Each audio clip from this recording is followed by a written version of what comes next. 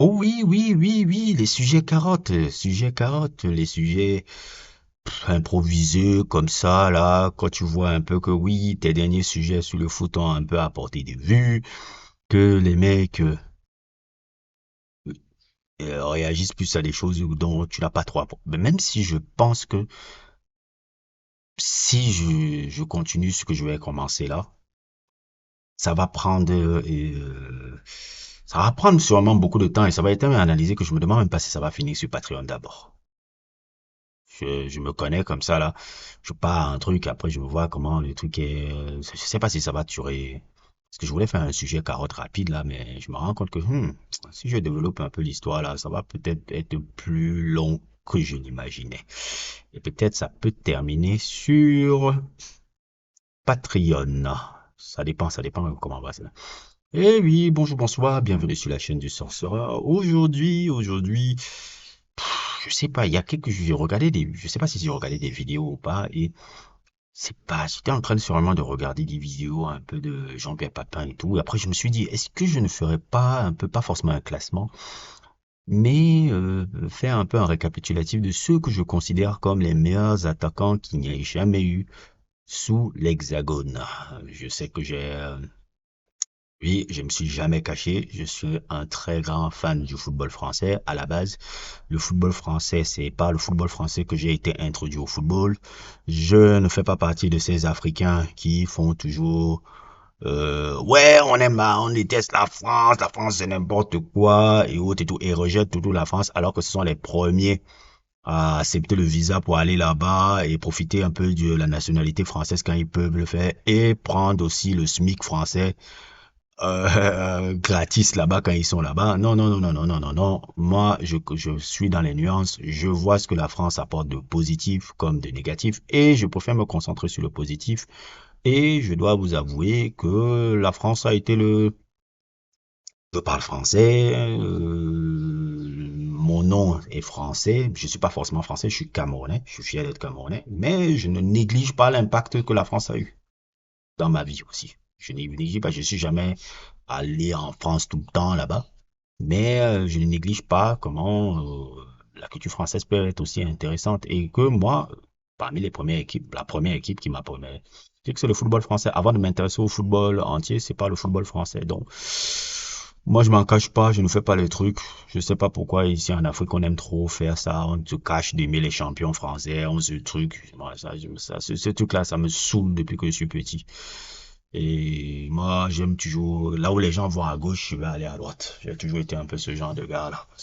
Je n'aime pas suivre ce que la masse fait. C'est toujours trouver la masse débile. Donc voilà quoi. Et moi qui suis un grand observateur du football français, même si je pense qu'il y a de meilleurs observateurs que moi, mais je suis un très très très grand observateur du football de ce pays-là. Je le comprends parfaitement. Je comprends parfaitement la mentalité. Je comprends parfaitement la mentalité culturelle un peu dans le sport, un peu dans ce pays-là. Et je me suis demandé, est-ce que je ne vais pas faire pas forcément un classement, mais un récapitulatif un peu des meilleurs attaquants qui sont passés dans ce pays-là. Qui est le meilleur attaquant? Qui a une carrière, l'impact qu'il a un peu dans le football hexagonal. Et j'ai pensé comme ça à plusieurs noms. Et je me suis dit que les 1, 2, 3, 4, 5, 6, 7 personnes que vous voyez apparaître sur l'écran sont sûrement les 7 avant-centres. Bon, ça, globalement, hein, même s'il y a certains joueurs qui n'étaient pas vraiment avant-centre là. Mais les 7 attaquants qui ont été le plus marquants dans l'histoire de ce pays. On pouvait me citer d'autres, hein, et tout. Mais quand je pense aux attaquants les plus marquants de l'histoire du foot de ce pays, je pense à ces 7 personnes-là. Pour moi, ces 7 gars que vous voyez là sont les attaquants qui m'ont le plus marqué dans l'histoire du foot de ce pays. Globalement, je ne ferai pas de classement, mais je parlerai en globalité. En globalité, je ferai un peu un parcours un peu sur certains. C'est vrai que sur cette photo-là, il y a un qui n'a pas encore terminé sa carrière. Et je dirais un peu plus ou moins mon avis, un peu que je pense là. Donc, on va commencer d'abord, avec les deux personnes. Je vais les mettre tous les deux d'abord. parce que pour moi, c'est face A, face B, de ceux qui ont eu la carrière la plus accomplie de ce terrain. C'est très facile. Thierry Henry et Karim Benzema. Thierry Henry et Karim Benzema sont sûrement les deux attaquants de l'Hexagone ayant la carrière la plus accomplie par rapport aux autres personnes. Pour l'instant, en attendant un peu la fin de la carrière de l'autre qui est à l'extrême gauche, là, que vous connaissez. C'est les attaquants qui ont la plus grande carrière. Si quelqu'un me dit Benzema est le plus grand attaquant de l'histoire de l'Hexagone, ça me dérange pas. Si quelqu'un me dit que ça soit Thierry Henry, même si moi personnellement, je sais pas, je raisonne avec beaucoup plus Thierry Henry parce que j'ai grandi avec Thierry Henry. J'ai grandi aussi avec Benzema, hein, mais je sais pas, j'ai grandi avec Thierry Henry. Quand j'ai commencé à regarder le foot, c'était à l'époque où Thierry Henry émergeait. Donc, j'ai un peu ce rapport un peu beaucoup plus sentimental, un peu quand je vois un peu les Thierry Henry parce que c'est mes premiers émois au foot. Avant que Benzema, là, je commençais à comprendre le foot. Quand j'ai commencé à regarder Benzema, puisque Benzema, on est plus ou moins de la génération, il est de 87, je suis de 87, 88. Donc, voilà quoi. Et Karim Benzema, il a tout accompli dans sa carrière, une belle carrière, 5 Ligues des Champions, plus d'une trentaine de buts en sélection, un ballon d'or. Il n'y a pas eu beaucoup, il fait partie des rares ballons d'or qu'il y a eu en France. Il y en a eu combien? Un, 2, 3, 4. Un, 2, 3, 4, 5. Il y en a 5 ballons d'or français. Il est le dernier ballon d'or français. C'est pas rien. C'est pas du tout rien. Et quelqu'un qui est le deuxième meilleur buteur de l'histoire du Real, le meilleur passeur de l'histoire du Real Madrid, en termes de statistiques brutes. Quelqu'un qui a un jeu d'une rare simplicité. Quelqu'un qui pue le football. Il pue le football à QI, le football qui n'est pas forcément concentré sur les stats, le football qui, on voit un attaquant participer au jeu, quelqu'un qui a même un peu sublimé un poste, qui a créé même un poste qui est mix entre le poste de numéro 9 et le poste de numéro 10, puisque quand tu vois un peu Benzema, tu peux te dire que c'est un mix entre peut-être des minima un peu ressemblant un peu à Ronaldo le Brésilien et minima ressemblant un peu à Zidane un peu, toute proportion gardée, mais si vous voulez comprendre, vous pouvez un peu comprendre ce que je veux dire. Le seul couac dans sa carrière, c'est un peu une image terne un peu en équipe de France par rapport au scandale qu'il a vécu, qui a privé au moins peut-être de victoires en Coupe du Monde, de relations assez compliquées avec l'équipe de France, qui permet pas à ce que ça lui mette dans une dimension encore beaucoup plus grande. Je pense toujours que Benzema fait partie des 10 plus grands joueurs français de tous les temps. Quand je dis 10 plus grands joueurs français, c'est par rapport à ce qui fait que je le mets dans le 10 global, c'est le fait qu'il n'a pas eu d'accomplissement. Il y a une Ligue des Nations, il y a le truc, mais il y a trop de rapports contrastés avec l'équipe de France que ça le range un peu dans la catégorie un peu de ce genre de grands champions à la Ginola, à la Cantona, qui ont eu de grandes carrières en club et des carrières assez mitigées un peu en équipe de France. C'est tout que sinon, il mériterait, par exemple, Benzema, je dis, hein, si la France gagne la Coupe du Monde 2022 et qu'il est peut-être parmi les meilleurs joueurs de l'équipe et le meilleur footballeur, le meilleur joueur de l'équipe en 2022, quelqu'un me dit que Benzema est le meilleur joueur français de tous les temps, ça me dérangerait pas du tout, hein. Oui, il aurait carrément, on pourrait dire, ah ouais, les faits sont là et tout. Il manquait il a mentionné ça restera sa grande blessure.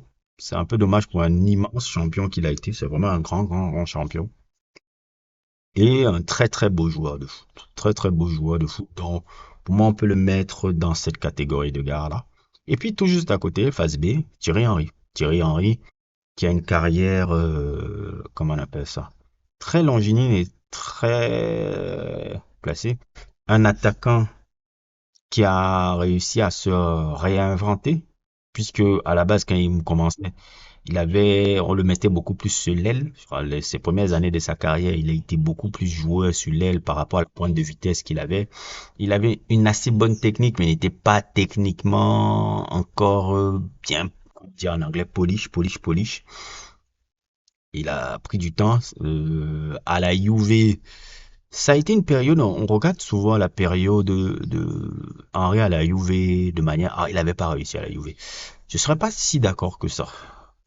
À la Juve, il jouait sur le côté gauche Il était pas si mal sur le côté gauche là. Il remplaçait un peu Del Piero qui était blessé toute cette saison-là. La Juve n'était pas forcément à son grand fort parce que je pense que la Juve était dans les cinquième, sixième places à l'époque. Et c'était pas truc. Il était venu un peu en dents de sien au Mercato, si je me trompe pas, Mercato 99.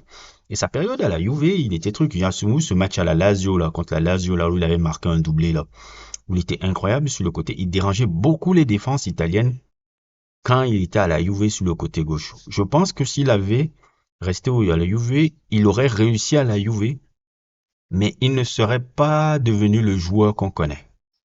Ça aurait été toujours un super ailier, mais pas forcément le joueur qu'on aura vu, pas forcément parmi les meilleurs attaquants, mais il serait un super joueur ailier, un gars qui aurait une très belle carrière à la Juve. Maintenant, après, il est parti à Arsenal et le fait de jouer avant-centre a complètement redéfini sa carrière. Et là, il est devenu un monstre. Physiquement, il est devenu beaucoup plus fort. Euh, euh, il a fait un gros travail sur le but. Je me rappelle qu'à l'époque, il regardait beaucoup les vidéos sur Ian Wright.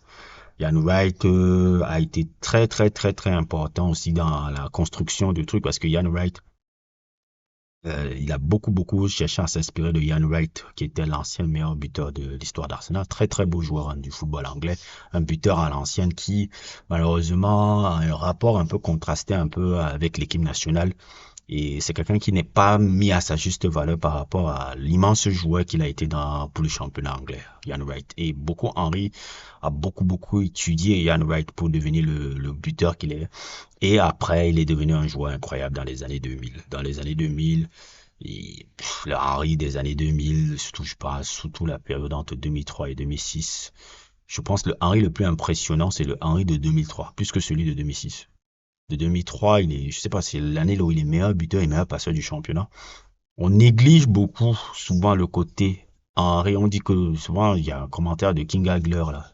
Très, très, très, très gars que j'aime beaucoup et que je respecte beaucoup par rapport à ses analyses foot. C'est un Suisse, un très, très grand connaisseur. Je crois que je pourrais même beaucoup apprendre, même plus de lui en termes de foot. Mais King Hagler, je suis pas d'accord quand tu dis souvent que Henry était un individualiste. Je suis pas trop d'accord. Parce que Henry, on oublie beaucoup les passes décisives qu'il faisait. Et quand je dis passes décisives, c'était pas des passes décisives là, ouais, je sais pas, je sens au cordon seulement. Hein. C'était quelqu'un qui participait beaucoup au jeu à Arsenal à l'époque. Il participait beaucoup à jouer à Arsenal, il n'était jamais à la surface de réparation. Participait au jeu, truc.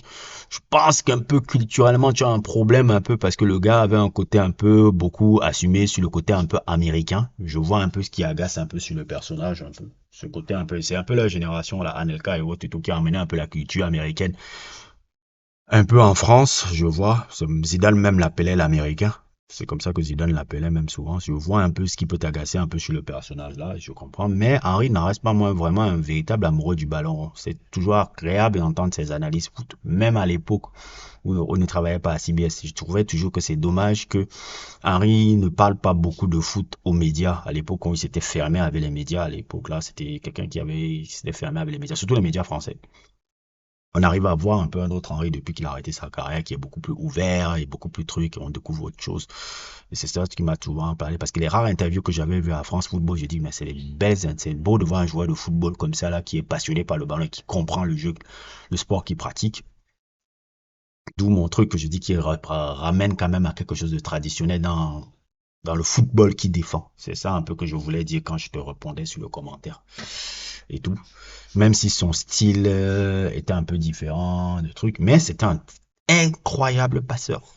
Incroyable passeur. On oublie le côté passeur de Thierry. On oublie beaucoup ce côté passeur là. On ne pas seulement les buts, le truc, il était omnibulé. C'était pas quelqu'un d'égoïste sur le terrain. Au contraire, il cherchait toujours des trucs. Sa liaison avec Ljungberg à Arsenal était quelque chose. Non, Henry, c'était un vrai, vrai, vrai, vrai joueur de collectif. Et bon, ses accomplissements à l'équipe de France, vous connaissez. Coupe du Monde 98, il est plus ou moins un truc. Sa meilleure performance en équipe nationale, c'est l'Euro 2000, je pense. Et j'ai même envie de dire, le match contre l'Italie en finale, il est le meilleur joueur. Il est le meilleur joueur. À l'Euro 2000, le match contre l'Italie, il est le meilleur joueur. Zidane ne fait pas une grande finale contre l'Euro 2000. Zidane est muselé par le milieu de terrain italien. Je sais pas si c'était Ambrosini et Albertini qui étaient sur le terrain qui lui mit fameux Zidane. Et celui qui arrivait à décanter le truc, c'était Thierry Henry. C'était lui qui créait les occasions. Allez voir ce qu'il fait à Henry fait à Nesta et à Cannavaro et à Maldini dans ce match-là. On n'a pas ce moment. Allez revoir ce match-là. Moi, je me rappelle, je l'ai revu il y a un mois et je me rendais pas compte à quel point Thierry Henry avait terrorisé la défense italienne. Et les mecs à qui il fait ça, c'est pas la petite bière, c'est peut-être même parmi les meilleurs défenseurs de l'histoire du foot. Nesta, Cannavaro a mangé devant Henry dans l'Euro 2000. À la finale de l'Euro 2000, là. Il a été incroyable à la finale de l'Euro 2000. On oublie beaucoup d'en parler comme ça. Bref, en termes d'accomplissement, un immense joueur de l'histoire du football. Et avec Benzema, peut-être les attaquants qui ont le plus accompli dans l'histoire du foot et parmi les meilleurs joueurs de l'histoire du foot français. Maintenant, c'est face A, face B, c'est à chacun qui choisit. Moi, je tendrais beaucoup plus Henry parce qu'il y a des accomplissements grands dans les grandes compétitions internationales. Là où Benzema, il n'y en a pas vraiment. Il y a une Ligue des Nations, mais c'est pas la même dimension que nos Coupes du Monde et l'Euro et tout. Henry, il y a quand même la Coupe du Monde 2006, il y a la Coupe du Monde 98, il y a l'Euro 2000 où il est incroyable. Je crois que même l'Euro 2000 c'est sa meilleure compétition. Je pense qu'il est même élu meilleur joueur de la compétition même, je pense. Il est élu le meilleur joueur de la compétition de l'Euro et tout, et sa finale incroyable contre l'Italie. Même s'il ne marque pas, même si le truc, il est incroyable cette finale-là. Cette finale-là, c'est le meilleur joueur français. Donc Thierry Henry, truc. Et puis, on va aller vers les neufs qui me manquent, les neufs à l'ancienne. David Trezeguet. David, David, David Trezeguet, c'est un neuf à l'ancienne. C'est l'avant-centre, les avant-centres comme ça là qui me manquent un peu dans le foot. Ça manque un peu les avant-centres comme ça. C'est-à-dire les neufs à la surface et tout. Il y a toujours une action de David Trezeguet qui me marque beaucoup. Et c'est une action qui est à France-Italie de l'Euro 2000. Je ne parle pas forcément du but qu'il a marqué là, la frappe pied gauche et tout, même si ce qui est plus beau encore plus que la reprise de volée, c'est l'appel contre appel qu'il fait là, l'appel contre appel où il laisse Cannavaro et Maldini et tout, et il reste au truc là. Ça a montré à les écoles comment un avançant se comporte là. C'est ça qui était génial un peu avec Trezeguet. Moi, ce qui me marque le plus, c'est cette action que je vous montre là, où tu vois vraiment euh, l'avant-centre pur. Le contrôle qu'il fait là, il est dos au but. Maintenant, on peut me dire, ok, il s'amène un peu le ballon de la main gauche. Ouais, c'est vrai. Mais le fait de se retourner, de faire cette frappe pied gauche et de cadrer là. C'est-à-dire avoir cette précision d'être dos au but, sur le côté, se retourner et arriver à placer une frappe cadrée comme ça. Chaque fois que je vois cette action, je dis, mais merde, mais comment il a fait pour cadrer à cette position du terrain alors qu'il est dos au but? Bon, ok, ça met le ballon de la main, l'arbitre ne voit pas. Il arrive à cadrer en se faisant se retourner là. Moi, ça m'a beaucoup plus impressionné. Franchement, s'il avait marqué ce but-là, c'est beaucoup le but là, ce but-là aurait été beaucoup plus impressionnant que la reprise de volée encore pied gauche qu'il fait là, qui est déjà assez difficile et surréaliste. Tout. David Trezeguet, c'est une belle carrière. Belle carrière à Monaco, une légende de la Juve. Mais en équipe de France, c'est un peu ça qui est paradoxal avec lui. Il n'a jamais eu véritablement sa chance en équipe de France. En équipe de France, en 98, il est plus ou moins remplaçant. À l'Euro 2000, il est remplaçant. À la Coupe du Monde 2002, il fait une très mauvaise Coupe du Monde 2022. 2004, il est pas aussi bon en 2004. Et en 2006, il est remplaçant. La carrière en équipe de France, c'est une carrière frustrante. Il n'a pas le truc. On a souvent essayé. J'ai fait même un sujet sur ça. Le sujet Henry Trezeguet, qu'on a souvent cru que c'était un duo qui marchait. Et j'ai dit, Henry Trezeguet n'a jamais marché. Henry Trezeguet, ça n'a jamais marché en équipe de France ni à Monaco. Hein. On a souvent cru que les gars, c'était des gars qui s'entendaient les yeux fermés. Ils sont faits pour s'entendre. Non, sur le papier, mais ça n'a jamais marché. Ça n'a jamais marché. J'ai fait un sujet comme ça il y a 10 mois sur ça. Et Henri Trezeguet, Henri, ça n'a jamais été truc. Et je pense souvent que le côté amitié, truc, ils ont un peu survendu à les médias. C'était un peu survendu. Je pense que c'est des bots, mais c'est pas des gars qui étaient vraiment copains cochons comme ils ont voulu vendre là dans les médias à l'époque là. Et je pense que c'était beaucoup plus des concurrents que des coéquipiers dans le mindset. J'ai l'impression un peu que c'était ça. Bref, Trezeguet, c'est un fabuleux attaquant, fabuleux truc. Parmi le top 5, top 10 des meilleurs avant-centres qu'il y a jamais eu à l'Hexagone. Mais malheureusement, une carrière tellement contrastée en équipe de France qui fait que bon, on peut pas le mettre un peu dans la dimension peut-être d'Henri et comment il s'appelle et Benzema. Parce que Henri et Benzema, c'est clairement au-dessus de lui déjà footballistiquement. Mais le truc sur Henry, c'est que Henry a un avantage par rapport à les compétitions internationales qui a été marquante. Et là où Trezeguet, il a été un joker de luxe, mais quand il a été titulaire, ça a été souvent la cata. Ça a été souvent la cata. Donc, c'est ça qui fait le truc, mais c'est un fabuleux joueur, fabuleux avant-centre. Je me rappellerai toujours de son but. Bon, j'ai pas envie de le mettre parce que si on me le met, si je le mets, on va me striker. Son but contre le Real Madrid, là, où il fait appel contre appel, c'est vraiment clairement l'un des meilleurs attaquants de l'histoire du football de ce pays-là. Puis, on va parler de ce mec que vous avez décidé d'oublier de l'histoire du foot français. J'ai remarqué ça. C'est pour ça que je les ai mis. Vous avez oublié de parler de ce mec. On fait comme s'il n'a jamais existé dans ce truc là-bas, alors que c'est un ballon d'or. Oui, oui. Avant Benzema, le dernier. Non, pas avant Benzema. On va dire, avant Zidane, le dernier ballon d'or, c'était pas Platini, c'était Jean-Pierre Papin. Jean-Pierre Papin, un attaquant aussi à l'ancienne, buteur. Si vous voulez un peu un gars qui a ressemblé un peu à Jean-Pierre Papin un peu dans le football, il y a Gamero rappelait parfois, Kevin Gamero pouvait rappeler certaines fois Papin. Papin, c'était un attaquant vraiment qui avait du flair, qui avait un neuf, qui savait jouer les retournées qu'il faisait. C'est fabuleux joueur, surtout sa période à Marseille en 91. C'est pour ça que ça me fait mal qu'il n'ait pas gagné la Ligue des Champions à cette époque-là, là où l'année justement où il devient Ballon d'Or, où il est même meilleur buteur de la Ligue des Champions. Un année là à Marseille, il fait ça à Marseille, hein. Il fait ça à Marseille. Et qu'ils ont perdu contre la fabuleuse équipe du Steaua Bucarest de Savicevic. Qui aussi, j'ai envie de faire un sujet sur le bail là. Très très beau, très très grand joueur. Peut-être même le plus grand joueur yougoslave même de tous les temps.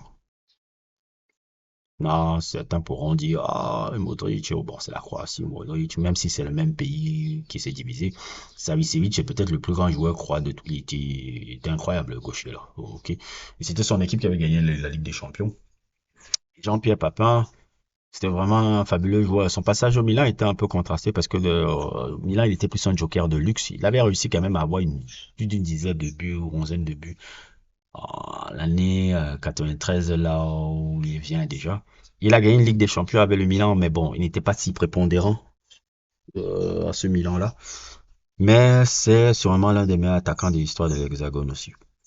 Surtout pour sa période marseillaise. Et je passe beaucoup de la campagne 91. C'est vraiment, vraiment, vraiment un attaquant à l'ancienne. Maintenant, ce qui est dommageable, même s'il est parmi les meilleurs buteurs de l'histoire de la sélection, c'est que sa période coïncide avec la période creuse du football français. 90, 92 et encore le couac de 94. Jean-Pierre Papin, il est toujours associé en équipe de France à cette période-là. Même s'il était déjà venu en 86, là où il était un peu le petit jeune qui sortait du banc et qui arrivait à quand même être un super joker de luxe à cette époque-là. Jean-Pierre Papin, quand il a été le leader de l'équipe de France n'a pas connu les sommets. Donc c'est pour ça que ça ternit un peu son truc. Je ne sais pas, je ne mettrai pas par exemple Trezeguet au-dessus de Jean-Pierre Papin parce que je pense que Jean-Pierre Papin a beaucoup plus d'accomplissement que lui et que même dans le profil un peu, le truc là, Jean-Pierre Papin techniquement est un peu au-dessus que de Trezeguet. Mais je le mettrai quand même en dessous, tout juste en dessous des Henry et comment ça s'appelle, Benzema. par rapport à ça, même si lui aussi il a un ballon d'or, il n'a rien à envier à Benzema, il peut regarder Benzema dans les yeux. Il n'y a pas un accomplissement que Benzema a eu que Mbappé n'a pas eu.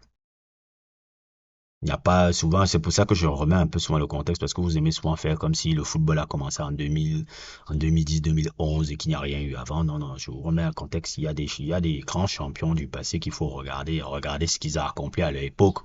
Et ce n'est pas rien. Ce mec a failli apporter la Ligue des Champions à Marseille en 91, là où il était meilleur buteur de la compétition, et ça s'est joué au tir au but contre le Steaua Bucarest. Donc, ça remet en perspective un peu qui était ce grand champion qui était Jean-Pierre Papin et un des ballons d'or français, et il n'y en a pas eu beaucoup. Bon, ils en ont beaucoup maintenant, mais je veux dire, c'est pas donné d'être ballon d'or. C'est pas donné d'être ballon d'or. Surtout même à cette époque-là, en plus. Surtout à cette époque-là, parce que cette époque-là aussi, c'était chaud. Donc, ouais, Jean-Pierre Papin. Et après Jean-Pierre Papin, je mettrais, je parlerai aussi de Juste Fontaine. Juste Fontaine était un très beau joueur de foot, hein. Un peu un attaquant qui pouvait ressembler un peu à Papin, qui avait du flair et tout.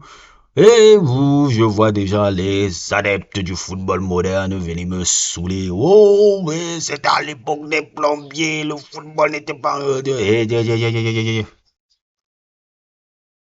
Le football à l'époque là aussi, c'était pas facile. Le football à l'époque là aussi, les joueurs étaient beaucoup plus techniques. Le football à l'époque là aussi, les joueurs n'étaient pas protégés. Vos joueurs modernes sont protégés. On ne protégeait pas les mecs. Il n'y avait pas de carton. Même à l'époque là. On te cassait, on te cassait. Arrêtez un peu, les tacles par derrière n'étaient pas interdits. Je sais que vous adorez toujours dire que non, le football aujourd'hui. Non, non, le football l'année passée, c'était aussi rugueux, Dieu. Je vais faire même une anecdote comme ça. Le Brésil, la Coupe du Monde 66 avec le Brésil, là, qui a été un peu un couac pour le Brésil, là. Le match Brésil-Portugal, là, l'entraîneur portugais dont j'ai oublié le nom, il disait, enfin, avant d'affronter le Brésil, il disait, ce qu'on va faire quand on va affronter cette équipe-là, on va d'abord mettre Pelé hors d'état de nuire et on va faire la tactique après. C'est-à-dire que le mec, il avait pensé que non, on ne pouvait pas jouer. Pour que notre tactique marche, il faut d'abord penser à ce que Pelé soit dehors. C'est-à-dire le mettre hors d'état de nuire. Et c'est ce qu'ils ont fait. Ils l'ont bousillé. Et ils ont pu mettre la tactique qu'ils voulaient mettre après quand Pelé était sorti, sur blessure. C'est-à-dire, regardez un peu le mindset que souvent certains joueurs d'exception devaient se coltiner. Des coachs qui se pensaient que, bon, cassez-moi d'abord le boy là, avant qu'on commence à penser. Mais non, on peut plus faire ce genre de truc. Les joueurs sont hyper protégés. Hyper. À l'époque, là, les joueurs n'étaient pas protégés. Et pour revenir à mon truc, Juste Fontaine était un très beau joueur de foot. Des 13 buts. Mais aussi, il fait partie aussi de, pour moi, la plus belle vente. Non, non, non, non, non, non, non. Ça compte. Ça compte un gars là. Parce que avant des Juste Fontaine, avant des Raymond Kopa, il n'y avait rien dans le football français. Rien. Rien. Vous n'allez pas négliger des mecs qui ont apporté les premiers édifices de l'histoire du foot de ce pays. Moi, je comprends pas ce délire-là. Des mecs, il n'y avait rien dans le foot d'un pays. Il y a des gars, une génération qui vient, certains types de joueurs. Vous allez dire, oh, ça ne vaut rien. Alors que sûrement, s'il n'y avait pas eu ces mecs-là, tous les gars que vous voyez là maintenant actuellement, ils n'auront même pas existé. Non, Juste Fontaine est un personnage immensement important du football français. Un des meilleurs attaquants de l'histoire de l'Hexagone. Et aussi, un des personnages les plus importants aussi de l'Hexagone, de par déjà la participation à la création de l'UNFP, Union nationale des footballeurs professionnels, et quellement ça a eu de l'impact sur les joueurs, même si techniquement, c'était pas lui qui avait eu l'idée, c'était venu de ce personnage important que j'ai fait, Eugène Joya, je crois que c'était lui, qui était le Camerounais là, qui travaillait au Toto, qui a mis en place avec Juste Fontaine, qui était l'image un peu pour promouvoir cette fabuleuse idée sur l'Union nationale des professionnels. J'ai fait un sujet sur Eugène Joya. Si vous voulez le voir, je vous mettrai le lien en description. Et voilà. Vous ne pouvez pas me parler d'un gars comme ça là qui est important sur tous les aspects de l'histoire du foot de votre pays comme si c'est un tocard. Non. Moi, je suis pas pour les manques de respect au passé comme ça. Parce qu'à un moment donné, vous serez aussi le passé. Et si vous croyez que ce serait plaisant qu'on se moque de votre passé, de ce que vous avez accompli, et des trucs. Il y a un moment donné, dans 30 ans et 40 ans, il y a aussi des enfants qui disaient, ah, Benzema, c'était à l'époque des plombiers. Vous apprécierez qu'on dise ça? Non, faut arrêter les mecs. Faut arrêter ce genre de conneries parce que dans 30 ans, 40 ans, il y a des gens qui diront, ah ouais, Benzema, quand il a gagné la Coupe du Monde 2022, c'était avec des plombiers. Et vous serez là comme des vieux quand on dit, ah non, hey, les défenseurs qui jouaient contre là, c'était les meilleurs défenseurs du monde. Ah, c'est ça. Respectez les époques, les mecs. Respectez les époques, ne négligez pas ce que les gens ont fait dans les époques, parce que c'est en regardant les gars du passé là qu'on commence à comprendre mieux le présent, donc on peut anticiper l'avenir. Juste Fontaine est un truc, et moi en regardant les matchs, j'ai dit waouh, c'était vraiment efficace devant le but, une technique individuelle pas si mal, et surtout les premières prises de balles qu'il avait. Ah non, c'était un très beau joueur de foot. Et on parle des joueurs qui jouaient avec des ballons qui n'étaient pas forcément des ballons très faciles à contrôler. Et les mecs, leurs crampons, c'était des grosses chaussures et autres et tout là. Donc, ils arrivaient à être techniques avec ces chaussures-là, ces ballons qui étaient complètement comme des cailloux. Non, arrêtez. Arrêtez de négliger les mecs. Juste Fontaine, un des plus grands attaquants de l'histoire du foot français. Et ça me permet d'aller maintenant parler de Olivier Giroud. Oh, celui-là, on l'avait pas prévu, hein. Ça, sûrement de tous les joueurs que j'ai cités là, c'est celui dont j'ai sûrement la plus belle, l'affection la plus grande. Pourquoi? Parce que moi, dans la vie, je me considère un peu comme des Giroud. Giroud, c'est le mec que les gens ne veulent pas voir. Les gens n'apprécient pas forcément le style. Les gens, rien ne lui a été donné, mais il a forcé son destin. Souvent, on aime souvent parler que oui, les Cristiano Ronaldo, ouais, ils montrent que le travail paye, bla bla bla bla bla. J'ai dit, ouais, oui, le travail de paye pour Cristiano Ronaldo, mais bon, la base quand même de Cristiano Ronaldo, c'est un talent brut, hein. C'est un talent brut qui a énormément bossé, mais c'est quand même un talent brut. Giroud, rien ne le prédestine à être un joueur professionnel. Et j'ai même envie de dire, quand vous vous intéressez à l'histoire d'Olivier Giroud, il n'est pas le plus talentueux de sa famille. Son grand frère était beaucoup plus talentueux que lui. Je pense que son grand frère a arrêté le foot parce que il était passionné par autre chose. Il avait une blessure, je ne sais pas. Mais c'est son grand frère qui a le talent dans la famille. C'est pas lui. C'est pas du tout lui. Lui n'est pas vraiment destiné. Il a suivi son grand. Il était très. Son héros, c'était son grand frère. Vous voyez, moi, je m'intéresse aux histoires des gens pour les comprendre, leur construction. Son vrai héros, le gars dans leur famille, Giroud, le talent, c'est son frère. C'est pas lui à la base. Donc, je peux comprendre pourquoi ça a donné un peu cette, comment dire en anglais, ce edge-là, grinta, de pouvoir aussi se surpasser. Et s'est surpassé avec un talent plus ou moins moyen. Une très bonne intelligence de jeu, un superbe jeu en déviation avec sa tête, une rage dans chaque ballon qui truc, et toujours une intelligence pour traîner toujours dans la surface et planter des buts. Moi, s'il y a une image qui résume bien Olivier Giroud, c'est cette action contre Lille en 2012, quand il gagne le championnat, où il y a ce ballon qui arrive, il arrive à dépasser Diou et il se cravache pour donner cette passe à Fana là. Ça, c'est vraiment, si on veut résumer Giroud, c'est sur cette action-là. Et sa carrière a été comme ça. En club, ça a eu des dents de scie. Montpellier, les étaient trucs. À Arsenal, il était plus ou moins titulaire, mais souvent contesté. Après, il est devenu au banc. Au Chelsea, il était contesté, mais là, il était souvent au banc. Chelsea, il a fait une coupe de l'UEFA où il a été meilleur buteur de la coupe, le meilleur buteur de la coupe de l'UEFA, la période où il gagne. En équipe de France, il est devenu, comment on appelle ça, meilleur buteur de l'équipe de France au fur et à mesure qu'il jouait. L'Euro 2016, il fait un superbe Euro 2016. 2018, il fait une Coupe du Monde de, comment on appelle ça, de devoir. C'est-à-dire que, oui, il ne marquait pas certes les buts, mais l'équipe de France, là, dans le style de Deschamps, là, s'il n'y avait pas Giroud, ça n'aurait pas marché parce que c'était la première rampe de lancement de la défense. C'était lui qui apportait énormément de trucs et il permettait, comment on appelle ça? Il permettait énormément à ce que les joueurs qui étaient sur les côtés, qui étaient, si je me souviens bien, c'était Mbappé sur le côté, avec, bon, il y avait Matuidi sur le côté gauche aussi, mais bon, c'était un peu le truc. Mais c'était grâce à lui que Mbappé s'en sortait bien. J'ai même envie de dire que Depuis que Giroud n'est plus en avant, sans Mbappé un peu perdu sur le terrain parce que c'était le point d'ancrage qui lui permettait le truc. Et puis il y a la Coupe du Monde 2022 qui est sûrement pour moi sa plus belle compétition où il est devenu véritablement une légende française à cette Coupe du Monde 2022. Le match contre l'Angleterre, c'est lui. Et comme je le dirais toujours, si on me demande dans une équipe, hey, tu préfères qui? Avoir qui? Ibrahimovic ou Olivier Giroud? Je suis comme Laura Lunti. Je vais dire que je vais prendre Olivier Giroud. Parce que Olivier Giroud peut être décisif dans les grands matchs. Ibrahimovic n'est jamais décisif dans les grands matchs. Ah oui, c'est surprenant, hein. Même si footballistiquement tu peux pas comparer les deux. Je préfère la mentalité. Et Giroud, c'est un peu le Drogba blanc, si vous voulez un peu, pour les comparer. Donc c'est un peu le Drogba blanc. Et c'est même paradoxalement le même parcours.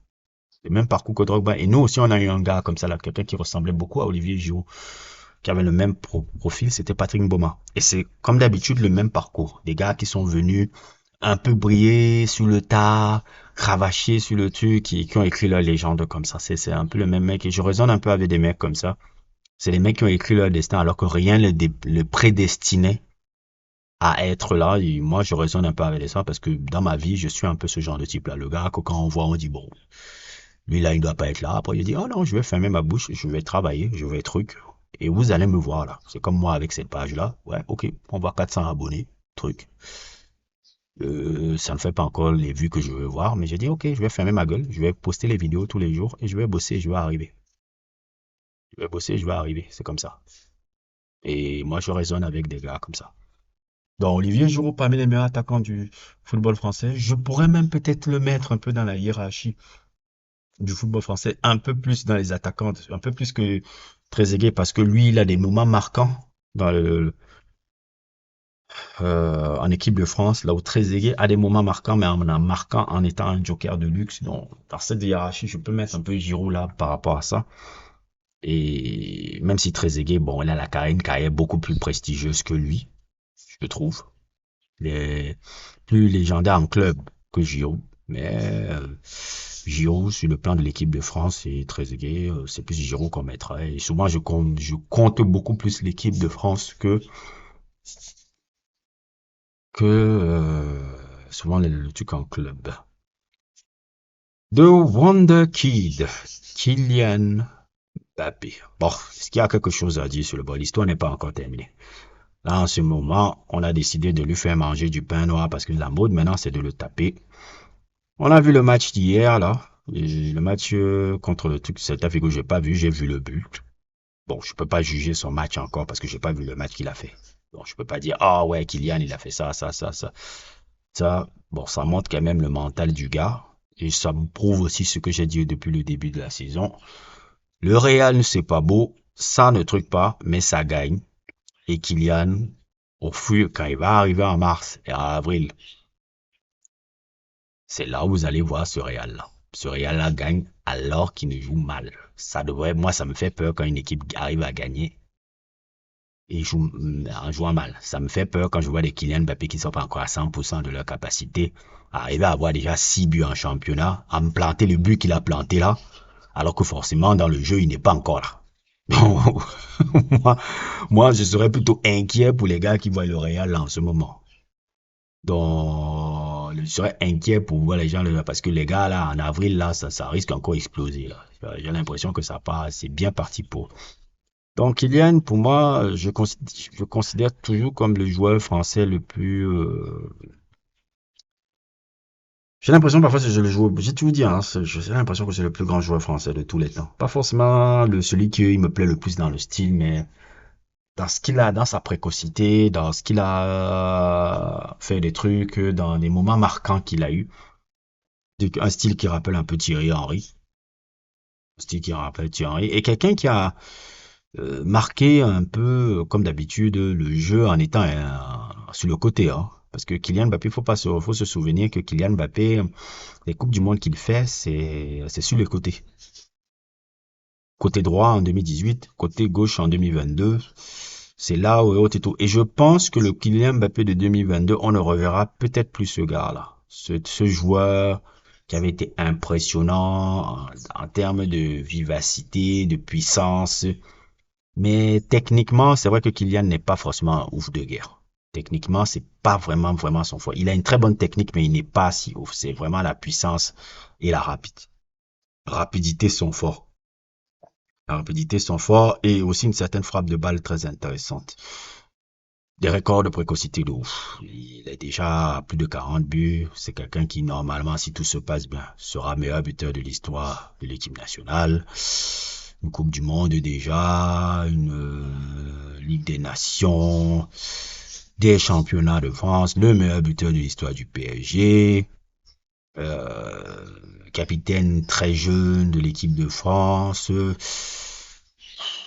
déjà même dans la légende même du sport français, déjà, même si ça s'arrête là, il est déjà dans la légende d'ailleurs.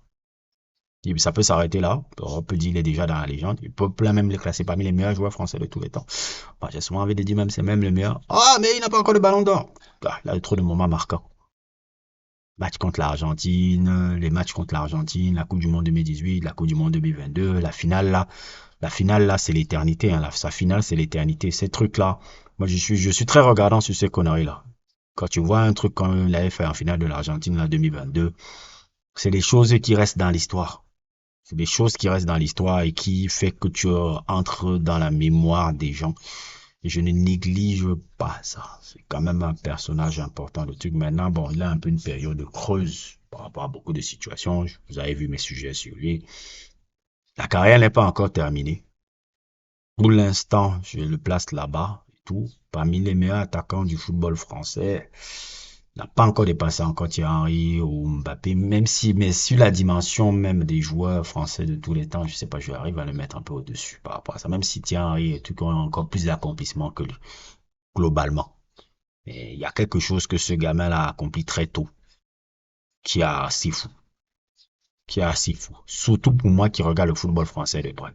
Parce que moi, j'ai dit, j'ai jamais vu ça en France. Pendant longtemps, j'ai jamais vu ça. On va me sortir, ouais, Platini à son époque, il est Nancy, il était truc et tout, les gars. Platini a 22 ans, mon frère. T'as même pas une équipe en finale de Coupe du Monde, mon gars. T'as même pas une équipe de Coupe du Monde. Moi, je dis toujours, Platini était excessivement fort, hein, et tout. Là où Platini devient dingue, c'est à partir de 26-27 ans. Hein. C'est pas vraiment à partir de 26-27 ans à 27 ans, sa dernière saison à la Juve, à Saint-Etienne, et après, quand il commence à entrer à la période de la Juve, hein, ah oui, c'est là où Platini est truc, et puis 84, alors c'est le sommet.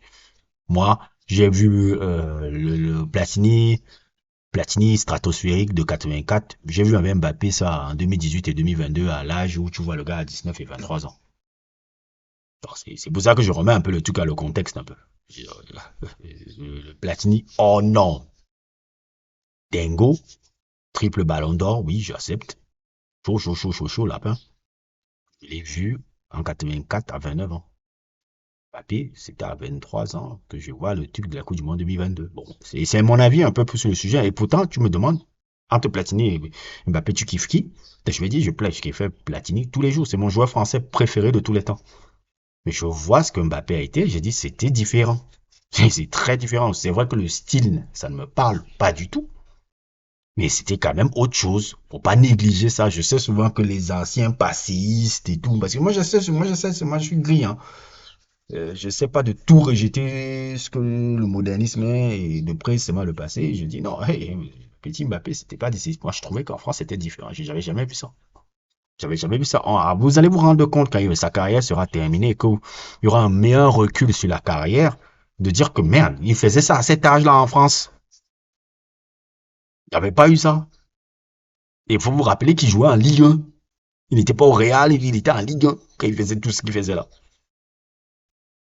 N'oubliez pas la campagne à Monaco, Ligue des Champions. C'est impressionnant. Il a 18 ans. Tina a 18 ans avec les clubs français dans lesquels, même avec Saint-Etienne, il n'a pas pu. Qu'elle est venue à Saint-Etienne. Oui, il a gagné le championnat avec Saint-Etienne, mais en Ligue des Champions, ça coinçait. On va me dire que oui, c'était le Saint-Etienne qui n'était plus à son pic, qu'il n'y avait plus les mêmes joueurs de Saint-Etienne qu'il y avait dans les années 70. Oui, je l'entends. Mais quand Platini est venu dans le meilleur club français, Saint-Etienne à l'époque, il a gagné le championnat, mais ça a été très compliqué en Ligue des Champions. Mbappé a quand même joué une finale de Ligue des Champions avec le PSG. Mbappé a quand même été hyper prépondérant dans des périodes de Ligue des Champions du PSG. Même l'année passée, il a quand même été, même si en demi-finale, après ça a coincé. Et aussi le Monaco. Faut pas, non, j'oublie pas ça. Je sais que ouais, pour les passéistes, parce que le style un peu fait chier et autres et tout, je sais que ça vous dérange un peu, mais voilà, les faits sont là. Hein. Moi, j'aime bien Platini, mais je regarde aussi, oh, Platini à Saint-Etienne, quand il y avait la Ligue des Champions, il a fallu pas la Juve pour comprendre vraiment la Ligue des Champions, le mec. La Ligue des Champions à Platini à Saint-Etienne, ça a été compliqué. J'entends, ouais, Saint-Etienne, les gars étaient partis. Il y avait les gros gars de l'époque étaient partis, mais il est venu, il était le meilleur joueur français qui jouait dans techniquement le meilleur club français de l'époque là. Ça n'a pas été facile de faire passer le cap à Saint-Etienne de l'époque là, en Ligue des Champions. C'est aussi des faits. Donc l'histoire n'est pas encore terminée, on verra bien. Et le dernier dont je vais parler, et je pense même que c'est lui qui a inspiré ma vidéo, c'est lui qui a poussé à ce que je parle de la vidéo, Nicolas Anelka. Anelka restera pour moi toujours la plus grande énigme de l'histoire du foot de ce pays.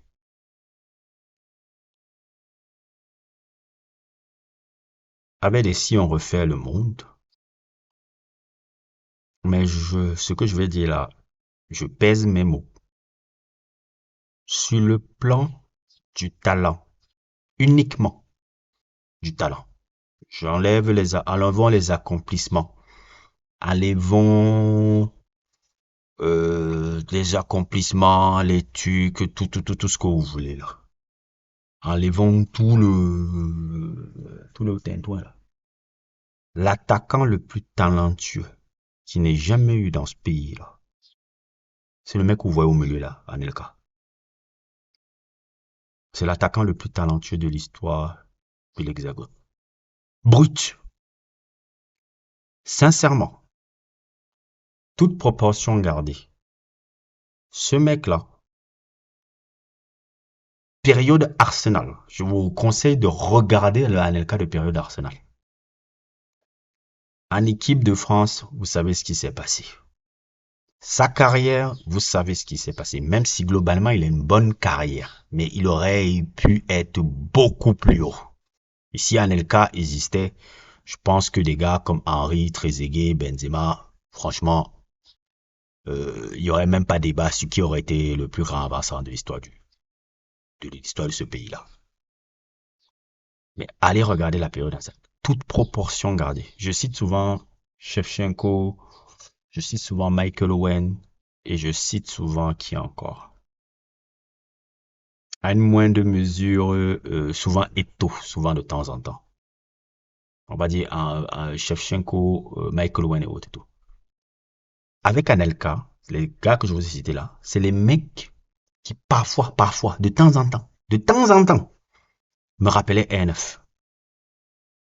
Toute proportion gardée. Hein. De temps en temps, s'il y a un attaquant que quand je l'ai vu jouer, je parle un peu à sa période où il est un peu impressionnant là, parce que le Anelka qui part d'Arsenal et qui fait, bon, en Real Madrid, il était un peu tête dans le guidon, mais quand qui part à Manchester City là et qui joue à Liverpool là, le Anelka là, d'Arsenal là, toute proportion gardée, parfois ça ressemble à Ronaldo le Brésilien.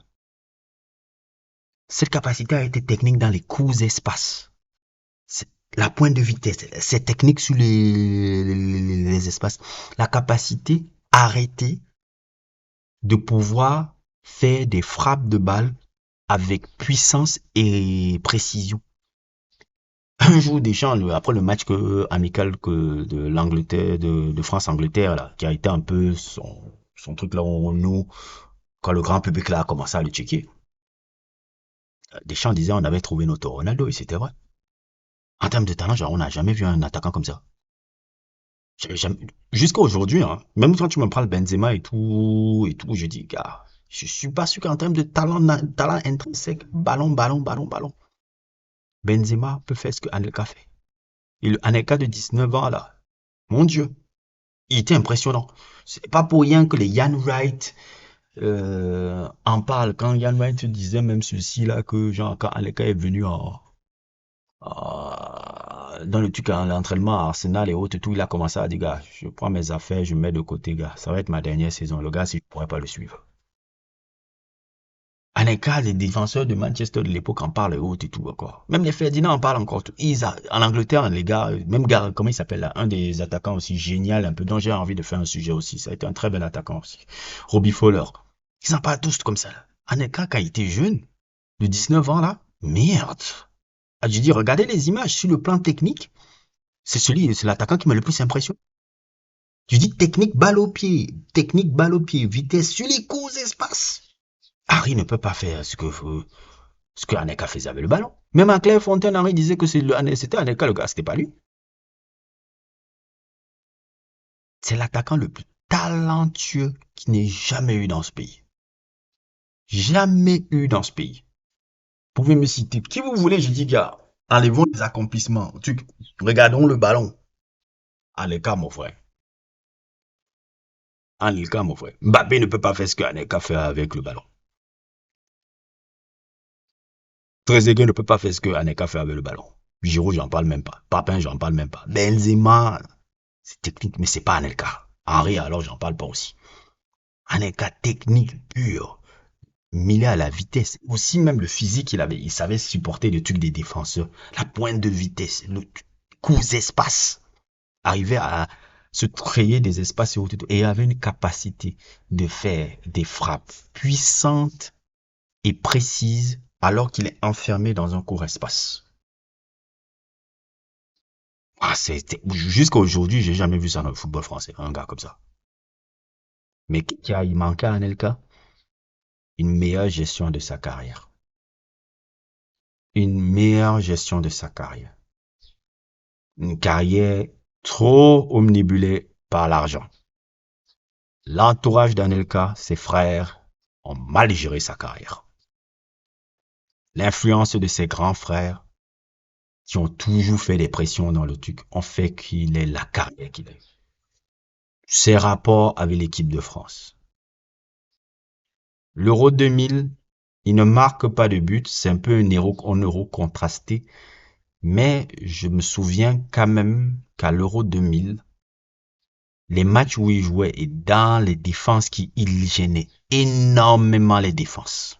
Dans ses appels, dans ses trucs. C'est vrai que sur le dernier geste, il était pas très en confiance parce qu'il faut sortir d'une saison au Real Madrid qui n'était pas une saison top, mais ses appels de balles, ses trucs, son jeu d'eau au but.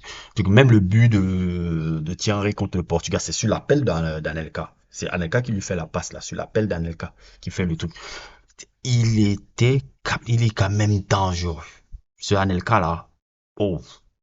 Après le Anelka de Manchester City, Fenerbahçe, Chelsea et tout là, Bolton et tout, c'est un Anelka qui est un peu beaucoup plus, je dirais pas faux neuf, mais qui jouait un peu beaucoup plus, un peu reculé. C'est-à-dire c'est quelqu'un qui participait beaucoup plus au jeu, qui était beaucoup plus dans un rythme beaucoup plus lent. Il n'avait plus la même pointe de vitesse qu'il avait quand il avait été jeune. Il s'était un peu réinventé techniquement.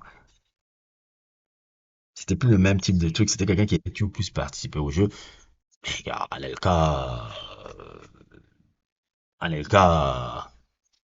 Anelka, mon frère, j'ai jamais vu un attaquant aussi talentueux en France. Mon Dieu, techniquement, il n'y a rien. Pouf. Mauvaise gestion de carrière. Mauvaise gestion de carrière. 2004, le truc à Santini, il te sélectionne pas. Par les trucs, après tu reviens en remplacement de Govou, tu dis qu'il doit d'abord se mettre à genoux parce qu'il t'a rappelé, parce que tu vas remplacer Govou, tu as dans des conneries comme ça.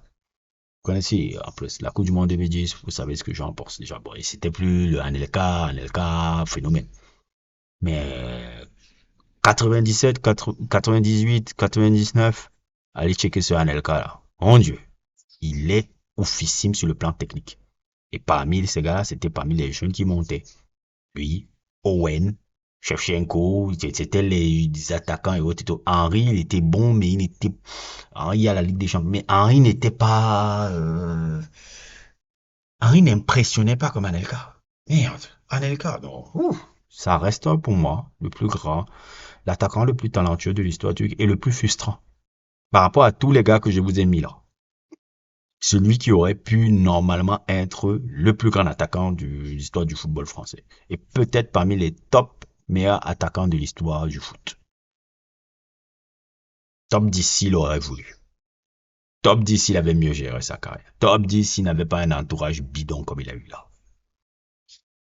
Et top 10 s'il pensait moins à l'argent. Je dis pas que c'est pas important l'argent, mais s'il était moins concentré, beaucoup plus concentré à avoir une carrière concentré sur la carrière qu'il doit mener que se concentrer sur la part du gain qu'il devait avoir. Parce que ça a joué beaucoup sur la carrière du gars-là. Et je pense qu'il le regrette maintenant avec l'âge. Avec l'âge, il revient sur sa carrière, il se rend compte. Souvent, c'est parce que ces joueurs de foot, là, quand ils sortent de leur bulle, là, ils commencent à regarder leur carrière, ils commencent à voir, OK, là où j'ai fait mes choses, là où j'ai fait, là où j'ai fait, là où j'ai fait, même s'il aime toujours entrer dans la chialerie, que oui, les gens ont été méchants avec moi. Non, non, non. Il y a aussi ta part de responsabilité, mec. Il y a aussi beaucoup de part de responsabilité dans ta carrière là, et dans la gestion de ta carrière qui a été complètement bidon. Tu restes à Arsenal. Tu ne pars pas au Real Madrid. Tu restes à Arsenal avec Arsène Wenger. Carrière autre. Arsène Wenger aurait fait de toi un des meilleurs joueurs du monde. Tu restais, toi, tu le sais. Tu restes à Arsenal pendant de longues années. Regarde ce qu'il a fait de Thierry Henry. Combien de fois il aurait fait avec toi? Regarde ce qu'il a fait de Thierry Henry et combien de fois il aurait fait avec toi. Parce que toi et Henry, footballistiquement, vous ne parlez pas le même langage. Je comprends ce que Eto'o disait quand il disait que pour moi, il n'est pas truc plus que Anelka. Parce que je sais que Eto'o, quand il voit Anelka, il dit non, ça c'est un phénomène ça. Tu serais parmi les meilleurs attaquants de l'histoire du foot. Et là, tu as un peu un talent gâché. Belle carrière, bonne carrière, très très bonne carrière, mais talent gâché. Oui, tu as été meilleur buteur du championnat en 2009 avec Chelsea, mais ta carrière reste quand même frustrante. Tu as gagné une Ligue des Champions, tu as été champion d'Angleterre, tu as une belle carrière sur le papier.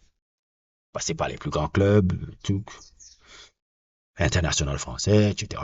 Mais, il y a beaucoup de frustration quand tu vois que chaque fois que je te vois, je me dis, mais par rapport à tous les mecs que j'ai mis sur la photo là, c'est pour ça que je t'ai mis au milieu. Tu étais ouf, mon frère. Tu étais ouf. Tu étais ouf. Le match contre Manchester où tu marques ton premier but là, tu es ouf. Regardez-moi ça. Sans élan, précis, puissant, capacité d'accélération, balle arrêtée, technique. Putain. Et c'est ça un peu. Et c'est un peu un paradoxe quand je fais cette vidéo, c'est pour montrer à quel point parfois le talent ne suffit pas et comment une carrière ça peut se gérer. Parce que vous avez vu que des personnages ont fait des parcours assez différents et j'ai fini avec le plus talentueux de la bande. Parce que le plus talentueux de la bande, c'est celui que j'ai mis au milieu là, qui est Anelka. Anelka, normalement, si tout se passe bien, il n'y a pas photo avec tous les gars qui sont venus là, que je vous mets sur le côté là. Il reste pour moi, et je répéterai 100 000 fois, le plus grand, l'attaquant le plus talentueux de l'histoire de ce pays. Il n'y en a pas eu qui est quelqu'un qui a le talent là. Il n'y en aura jamais. Jusqu'à aujourd'hui, j'ai cherché un gars qui m'a rappelé Anelka. Même Mbappé m'a pas rappelé Anelka. Jusqu'à aujourd'hui, je le cherche, je ne le vois pas. Footballistiquement, c'est trop fort. Ce qu'il faisait techniquement. Oh là là. Et c'est ça un peu. Voilà, c'est devait être un sujet carotte. Ça a fait plus de 59 minutes. Maintenant, je me demande, peut-être, soit je vais le mettre comme mon gros sujet de Patreon, et ça va sortir quelques mois après, soit je voulais faire un sujet carotte, mais est-ce que je vais pas en faire un truc Patreon parce que c'est quand même plein.